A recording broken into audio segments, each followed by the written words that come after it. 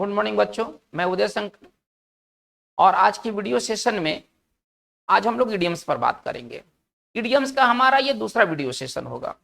पिछले video session में हम लोगों ने इडियम्स पर बात किया था, जिसमें कि इडियम्स पार्ट्स ऑफ बॉडी पर आधारित थे। तो जहां से पिछले वीडियो को हम लोग ने ड्रॉप किया था, आज वहीं से हम लोग आगे की ओर बढ़ते हैं। बच्चों, पिछले इडियम्स में हम लोगों ने बात किया था कि इडियम्स होता क्या है। तो उसमें मैंने बताया था कि इडियम्स जो होता है ये कुछ खास शब्दों का एक फिक्स समूह होता है, ठीक है। और इसके अपने एक निश्चित अर्थ होते हैं। इनका जो अर्थ होता है वो अलग अलग शब्दों पर आधारित नहीं होता है, इनका एक सामूहिक अर्थ हम लेते हैं, ठीक है। और इडियम्स में जो शब्द होते हैं ना वो फिक्स होते हैं, उसमें जो वर्ड्स होते हैं वो फिक्स होते हैं। अगर उसमें कोई वर्ड्स है, जैसे कि किसी इडियम्स में अगर एट का प्रयोग किया गया है, इसका मतलब है कि वहां पर कोई दूसरे प्रीपोजिशन का प्रयोग नहीं होगा। अगर किसी इडियम में द का प्रयोग है, इसका मतलब है कि वहां से हम द हटा करके हम ए एन का प्रयोग नहीं कर सकते हैं। इसी प्रकार अगर किसी इडियम में अगर ए एन का प्रयोग हुआ है, इसका मतलब है कि उसके जगह पर दूसरे आर्टिकल का यूज नहीं होगा। तो इडियम क्या होता है? इडियम एक कुछ खास शब्दों का एक फिक्स समूह होता है, जिसके एक निश्चित अर्थ होते हैं।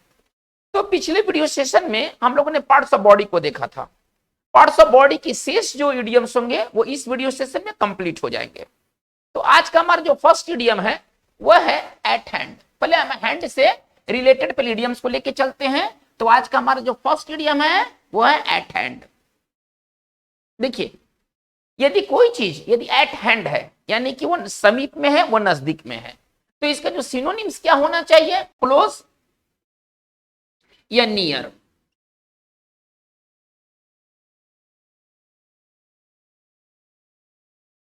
हिंदी क्या है? तो इसका हिंदी होता है समीप या नजदीक। जैसे कि इसे एक सेंटेंस है ना, बेहतर तरीके से समझा जा सकता है। कोई व्यक्ति है, इन दिनों पढ़ाई में लगा हुआ है, क्योंकि उसके परीक्षा जो है वो निकट में है।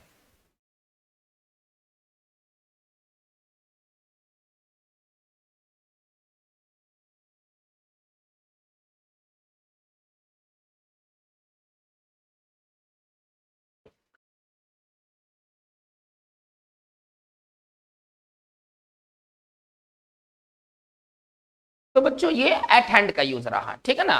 क्या कहा गया? He is busy with his study. वो अपने पढ़ाई में ना बिजी है, व्यस्त है। क्योंकि बिकॉज, क्योंकि the exam is eight hand, क्योंकि परीक्षा जो है वो नजदीक में है। तो ये हैंड से हमारा रिलेटेड ये पहला इडियम है। हम दूसरे इडियम को लेके चलते हैं जो हैंड पर आधारित होगा। तो वो इडियम है ऑफ हैंड।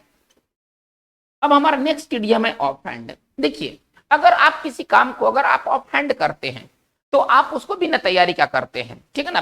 बिना तैयारी का किया गया जो काम होता है वो ऑफ हैंड होता है। तो इसको हम कैसे एक्सप्लेनेशन के रूप में लिखेंगे?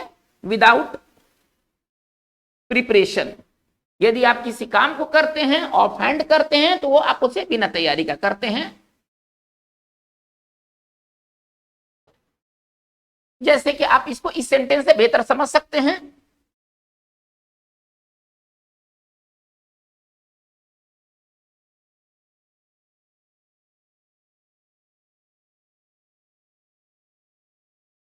कोई व्यक्ति है, उसने बिना तैयारी का भाषण दिया। Sorry sorry sorry he made a speech, he made a speech of hand, ठीक है ना। कोई व्यक्ति है जो बिना तैयारी का उसने भाषण दिया। तो यदि आप कोई काम को अगर ऑफ हैंड करते हैं, तो आप उसको बिना तैयारी का करते हैं। हम हैंड से संबंधित हम तीसरा इडियम लेके चलते हैं। देखिए, hand in glove. Hand in glove का मतलब क्या होता है? आप किसी के साथ मिलकर कुछ गलत काम करते हैं। अगर आप हैंड इन ग्लोव हैं किसी के साथ, यानी कि आप उसके साथ मिलकर कुछ काम करते हैं और कुछ गलत काम करते हैं। इसको कैसे सिंपल एक्सप्लेनेशन में लिखा जा सकता है? In close collaboration. कोलाबोरेशन होता है साथ मिलकर काम करने का ना, कोलाबोरेशन कहते हैं। तो कोई व्यक्ति यदि हैंड इन ग्लोव होता है, यानी कि वो किसी के साथ मिलकर के कुछ गलत करता है, तो इसका जो हिंदी निकल कर आएगा वो होगा, जैसे आप इसको इस एग्जांपल से बेहतर समझ सकते हैं।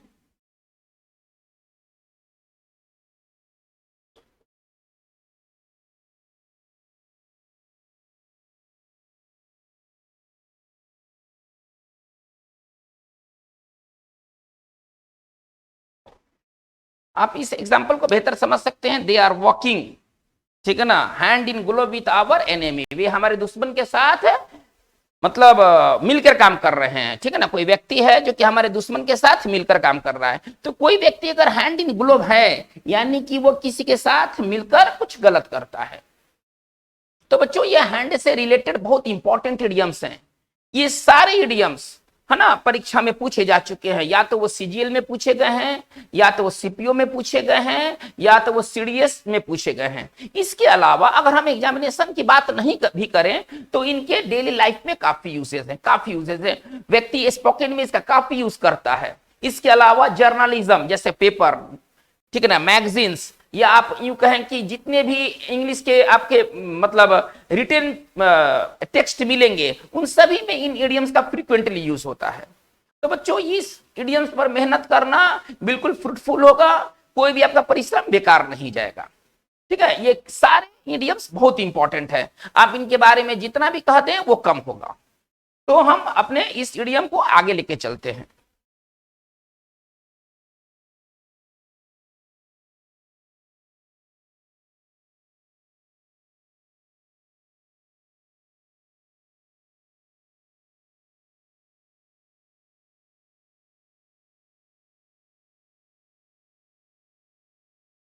नेक्स्ट हमारा हैंड से इडियम्स है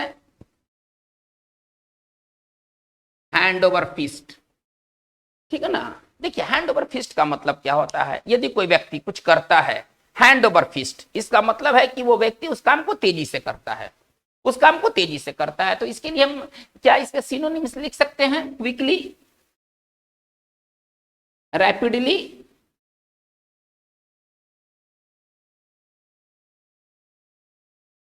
तेजी से, ठीक है। जैसे कि आप इसको इस सेंटेंस से देखिए,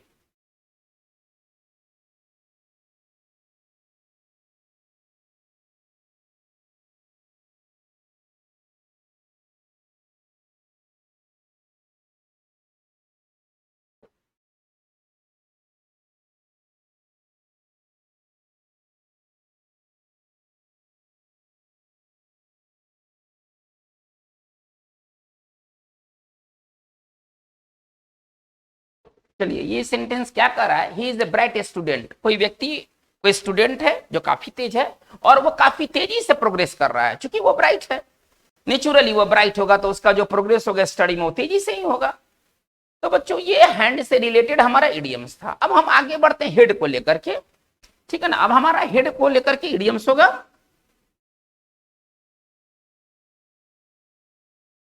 चलिए हेड ओवर हिल्स का मतलब क्या होता है पूरी तरह से, ठीक है ना।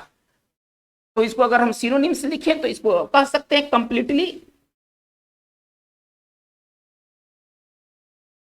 लेकिन इसका जो यूज होता है ना वो लव के साथ होता है, ठीक है ना। ज्यादातर जो इसका यूज होता है ना वो प्यार के साथ होता है। कोई व्यक्ति किसी से पूरी तरह प्यार करने लगा है, पूरी तरह प्यार में फंस गया है, तो इससे हम जो अंग्रेजी बनाना चाहते हैं इडियम के माध्यम से, ठीक है ना, तो उसके लिए जो वर्ड इस्तेमाल होता है वो होता है हैंड ओवर हिल्स, ठीक है। जैसे आप इसको इस सेंटेंस से देख सकते हैं,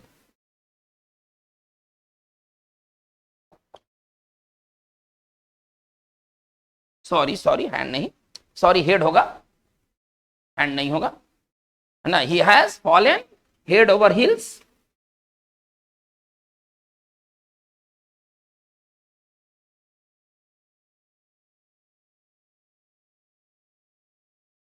चलिए हेड ओवर हिल्स का मतलब क्या होता है पूरी तरह से, और ये लव के साथ ही इसका मेनली यूज होता है। यदि कोई व्यक्ति हेड ओवर हिल्स है तो वो पूरी तरह से किसी के प्यार में डूबा हुआ है। चलिए अब हेड से संबंधित हम दूसरा हम इडियम लेके चलते हैं।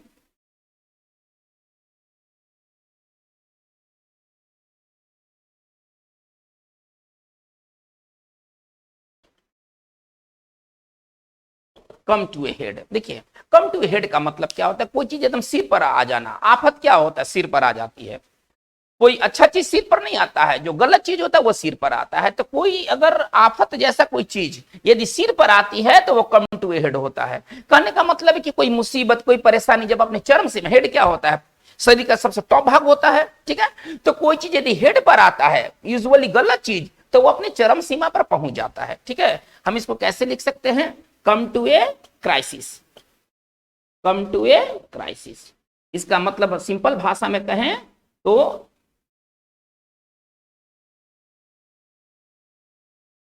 चरम सीमा पर पहुंचना, किसी समस्या, किसी परेशानी जैसे चीजों का, ठीक है ना। जैसे देखिए इन दिनों बिहार में क्या हो रहा है, अभी कुछ दिन पहले तक बीजेपी और जेडीयू एक साथ में थे, लेकिन आज इनके भीतर जो मतभेद है, इनके बीच जो मतभेद है, क्या वो अपने टॉप पर पहुंच गया है।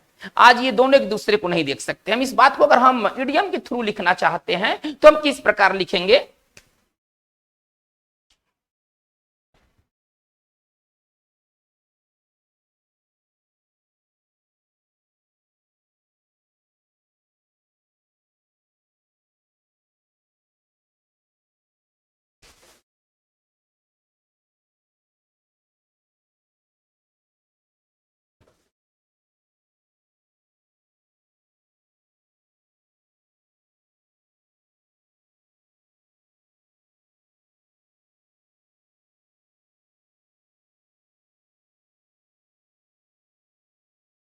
चलिए इसको हम समझ सकते हैं क्या कर रहा है, differences between BJP and JDU, ठीक है ना, have come to a head. इसका मतलब यह है कि जो बीजेपी और जो जेडीयू के बीच जो मतभेद हैं वो अपने चरम सीमा पर पहुंच गया है।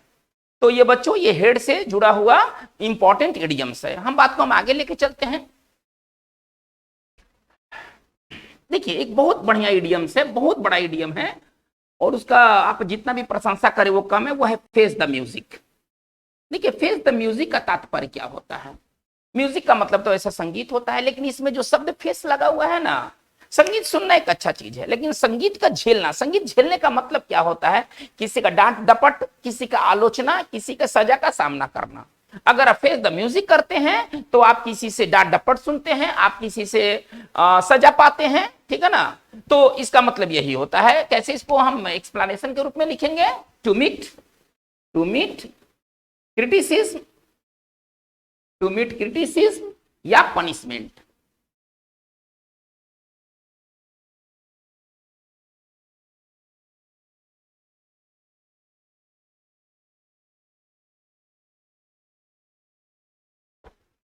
जैसे कि कोई व्यक्ति जो है वो किसी को कह रहा है कि जाओ ऑफिस में जाओ, और ऑफिस का वातावरण ऐसा है, हम एक सिचुएशन के ज्यूम कर रहे हैं, ऑफिस का वातावरण ऐसा है कि उसमें जो अधिकारी बैठा है ना वो गुस्से में है। तो वो अधिकारी जो है वो किसी प्यून को कहता है कि जाओ और राम नाम के आदमी को तुम भेजो, और वो गुस्सा में है। तो जैसे कि सिचुएशन ये अब संकेत दे रहा है कि वो राम नाम के आदमी को वो पुरस्कार देने वाला नहीं है, उसकी तारीफ करने वाला नहीं, क्योंकि ऑफिस का जो माहौल है वो टेंस माहौल है, ठीक है ना, और अधिकारी जो है वो गुस्से में है, और राम नाम के किसी क्लर्क को या किसी सबॉर्डिनेट स्टाफ को वो बुलाना चाहता है, ठीक है। तो वो प्यून जाकर के उसको कैसे कहेगा, उस राम नाम के व्यक्ति को कैसे कहेगा, क्योंकि माहौल जो है ना वो बहुत तनावपूर्ण है, तो वो कैसे कहेगा।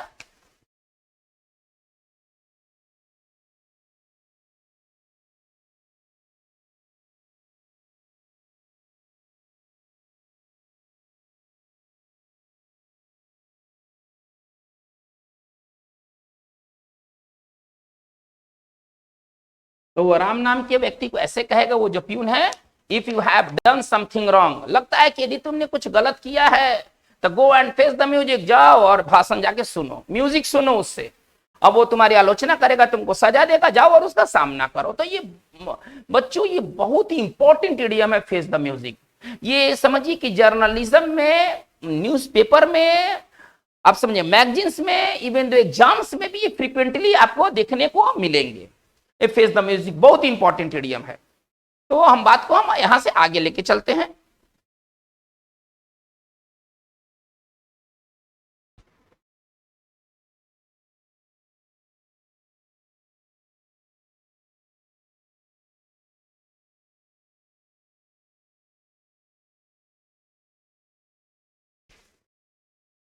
नेक्स्ट हमारा इडियम है टो द लाइन। देखिए टो द लाइन का अर्थ क्या होता है। लाइन का मतलब सीमा है, और टो का मतलब जो है ना पैर के अंगूठा को टो कहते हैं। इसका मतलब है कि अगर आप सीमा पर चलते हैं तो आप एक हद में रहते हैं, ठीक है ना। तो टो द लाइन का मतलब होता है कि किसी को आप सलाह देते हैं कि वो आपके अनुरूप काम करे, वो आपके आदेश का पालन करे, वो अपने हद में रहे, हद को पार ना करे। इसका मतलब ये होता है। टो द लाइन का मतलब अगर हम सिंपल सिनोनिम्स के रूप में लिखे तो इसको हम लिखेंगे टू ओबे, पालन करना।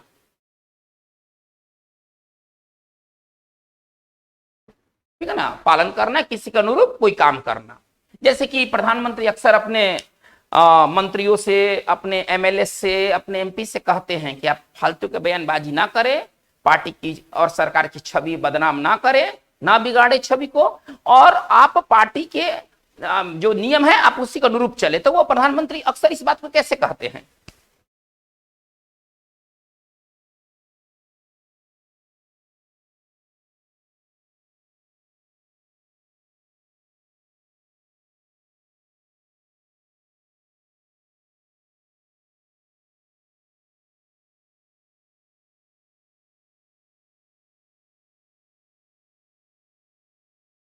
चलिए इस लाइन को देखिए और इसको समझने की कोशिश कीजिए।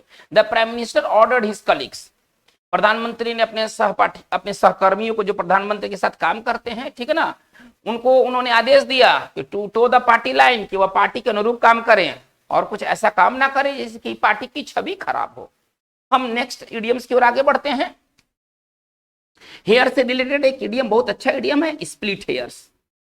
देखिए स्प्लिट हेयर्स का मतलब क्या होता है? अगर आप स्प्लिट हेयर, स्प्लिट का मतलब होता है ना किसी को दो भागों में तोड़ देना, ठीक है ना। अगर आप कोई चीज को स्प्लिट करते हैं, आप उसे दो भागों में ब्रेक कर देते हैं। स्प्लिट हेयर्स का यहाँ क्या मतलब है? जैसे कि हम लोग हिंदी में कहते हैं बाल की खाल निकालना। मतलब अगर कोई व्यक्ति स्प्लिट हेयर्स करता है तो वो बेकार की बात करता है, फालतू की बात करता है। इसको इंग्लिश में कैसे लिखेंगे?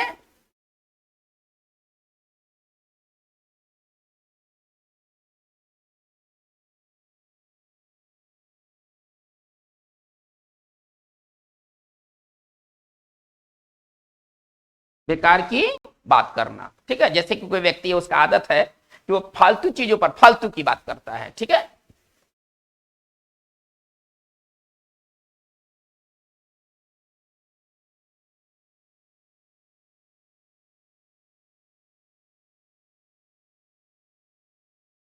चलिए क्या है, ही often splits over trivial issues. इसका मतलब ये हुआ कि वह अक्सर ट्रिवियल मतलब होता है महत्वहीन, वो महत्वहीन तुच्छ बातों, जो तुच्छ इशू है, जो अनइंपॉर्टेंट टॉपिक है, उस पर वो फालतू की बातें करता है। ट्रिवियल का हम यहाँ अर्थ लिख सकते हैं तुच्छ। तुच्छ मतलब जिसका कोई महत्व ना हो, या और भी हम इसको लिख सकते हैं महत्वहीन। और इशू का मतलब कोई टॉपिक, कोई मुद्दा। तो कोई व्यक्ति है जो कि ट्रिवियल इश्यूज पर वो बाल की खाल निकालता है, उन पर फालतू की बातें करता है। चलिए अब हम बात को हम आगे चलते हैं।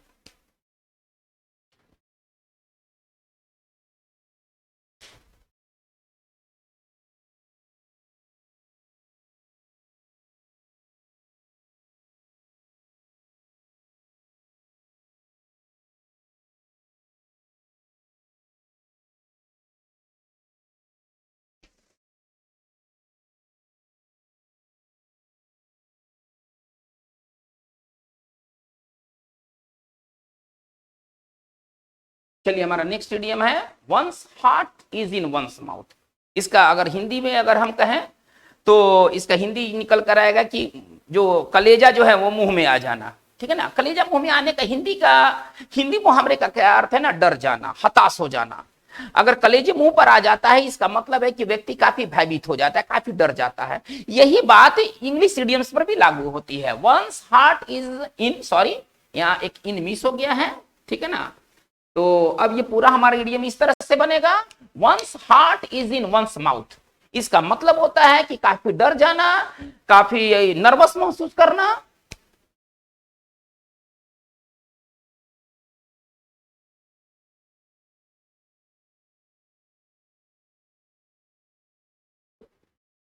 इस एक सेंटेंस देखा जाए,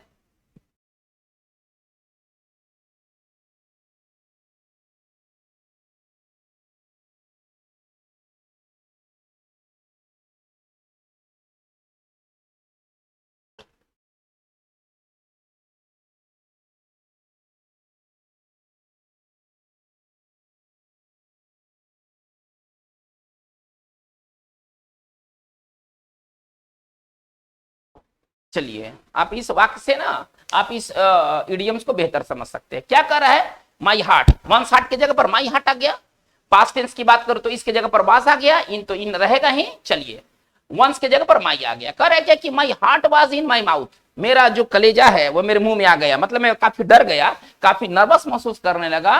when the teacher started reading out exam result, जब टीचर जो है एग्जाम रिजल्ट पढ़ना शुरू कर दिया, मेरा बारी अभी आने वाला था, लेकिन मेरा जो दिल है वो धक धक कर रहा था, मुंह पर कलेजा आ गया था, मैं काफी अपने आप को डरा हुआ या नर्वस महसूस कर रहा था, मुझे पता नहीं था कि क्या मेरे साथ होने वाला है। तो ये बहुत इंपॉर्टेंट इडियम्स है, ठीक है ना। One's heart is in one's mouth. अब हम बात को हम आगे लेके चलते हैं।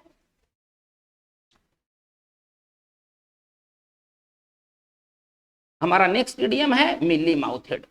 देखिए, कोई व्यक्ति भी मिली माउथेड है, यानी कि वो कोई बात को साफ साफ नहीं कहता है, बात को इस तरह से कहता है कि वहां हाँ का भी सेंस निकलता है, ना का भी सेंस निकलता है, वो कोई बात को ना स्पष्ट रूप से नहीं कहता है। तो साफ साफ नहीं कहने वाला व्यक्ति कहलाता है मिली माउथेड।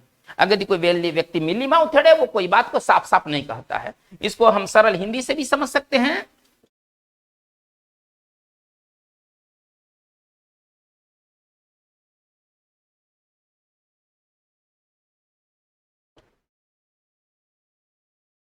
चलिए, यदि कोई व्यक्ति मिली माउथेड है, यानी कि कोई बात को साफ साफ नहीं कहता, स्पष्ट रूप से नहीं कहता, जैसे कि हम कह सकते हैं मिली माउथेड पॉलिटिशियंस। ये कैसे होते हैं? ये कोई बात को साफ साफ नहीं कहते हैं, आप इनसे हाँ का भी अर्थ निकाल सकते हैं इनकी बातों से, और इनकी बातों से आप ना का भी अर्थ निकाल सकते हैं। तो ये जो पॉलिटिशियंस होते हैं, ये मिली माउथेड पॉलिटिशियंस होते हैं। तो बच्चों, हम यहां से इडियम्स को आगे लेके चलते हैं।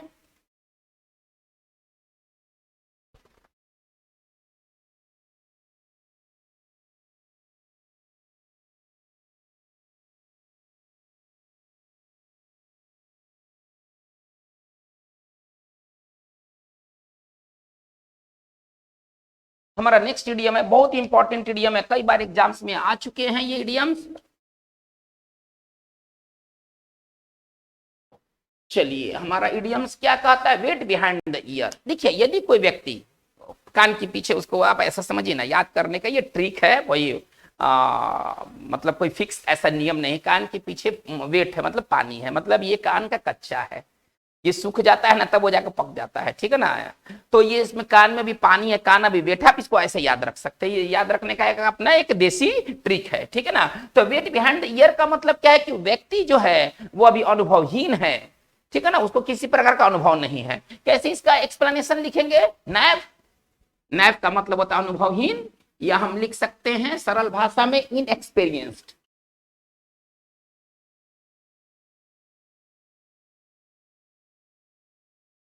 जैसे कि किसी व्यक्ति के बारे में कहा गया है, आप इस वाक्य को देख सकते हैं।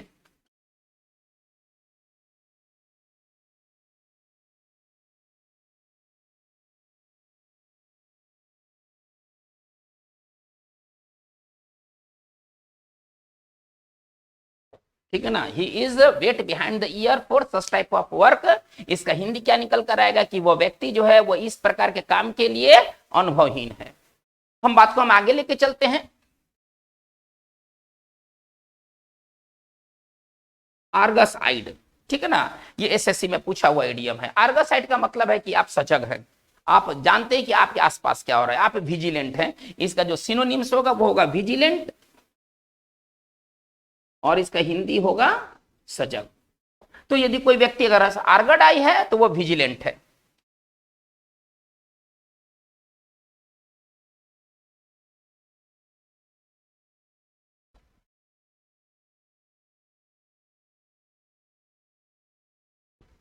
चलिए, हम आगे चलते हैं।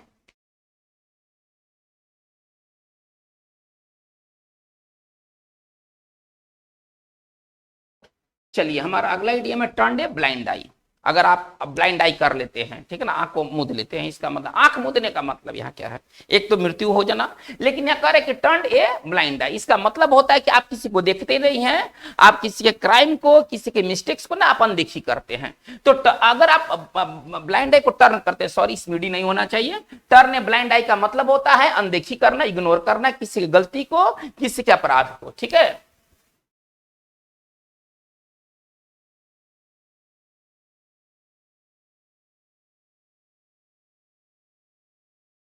चलिए, हम इस पर एक सेंटेंस बनाते हैं, इससे आप टर्न ब्लाइंड आइड को समझ सकते हैं। कोई व्यक्ति किसी को कह रहा है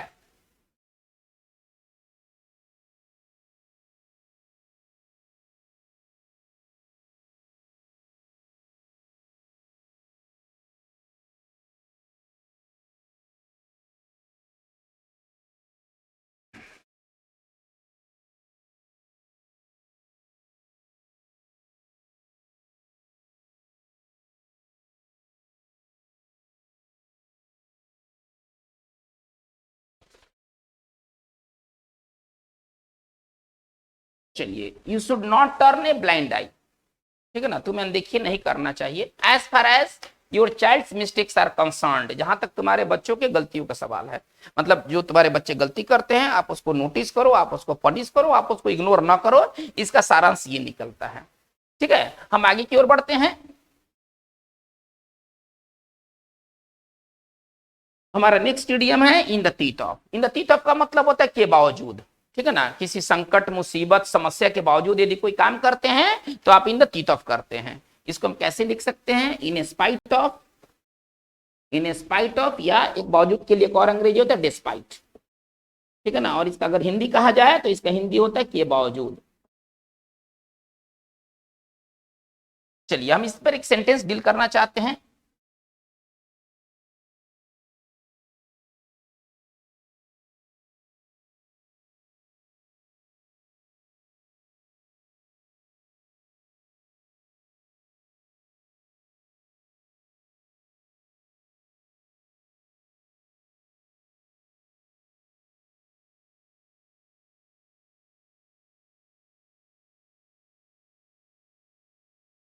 चलिए इसका हिंदी क्या निकल कर आएगा, the government is determined to bring the bill. इसका मतलब ये होगा कि जो सरकार है वो बिल लाना चाहती है, ठीक है ना, in the teeth of fierce criticism, यानी कि बहुत ज्यादा आलोचना के बावजूद, ठीक है ना, फियर्स मतलब होता है भयंकर, जबरदस्त, प्रबल।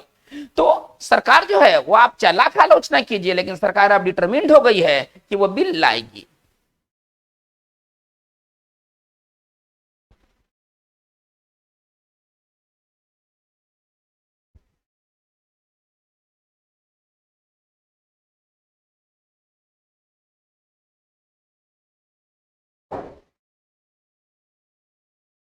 लास्ट हम लोग बच्चों हम लोग इडियम लेके चलते हैं, जो हमारा पार्ट्स ऑफ बॉडी से रिलेटेड इडियम होगा।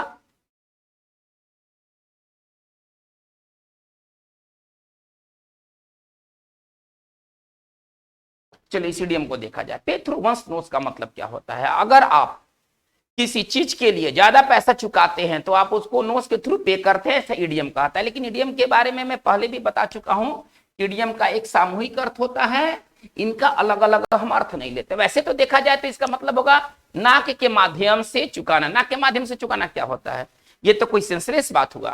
पे थ्रू वंस नोस का मतलब हुआ कि आप कोई चीज के लिए बहुत ज्यादा पैसा खर्च करते हैं, बहुत पैसा ज्यादा चुकाते हैं। तो हम इसको कैसे लिखेंगे, अगर एक्सप्लेनेशन के रूप में लिखना होगा तो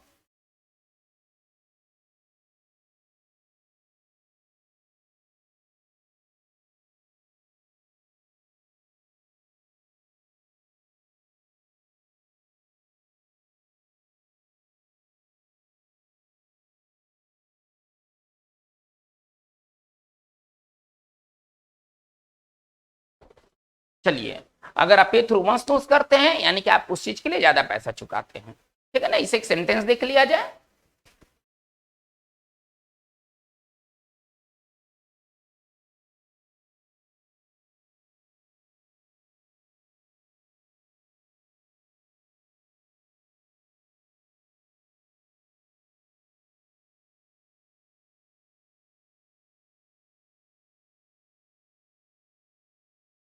चलिए इडियम का क्या, ये पूरे सेंटेंस का क्या अर्थ निकल कर आएगा, people are paying through their nose. लोग ज्यादा से ज्यादा पैसा चुका रहे हैं, काफी पैसा चुका रहे हैं, किस बात के लिए, फॉर एसेंशियल कमोडिटीज, जो आवश्यक वस्तु हैं उनको खरीदने के लिए। तो बच्चों ये पार्ट्स ऑफ बॉडी का हमारा इडियम्स इतना रहा।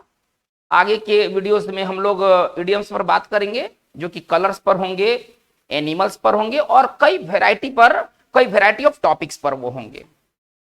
तो आज की बात हमारा इतना ही। आप इन इडियम्स को देखें, आप इन इडियम्स में हम क्या और सुधार ला सकते हैं, ये वीडियो सेशन को और कैसे बेहतर बना सकते हैं, आप इस चीज के फीडबैक को आप कमेंट बॉक्स में दें।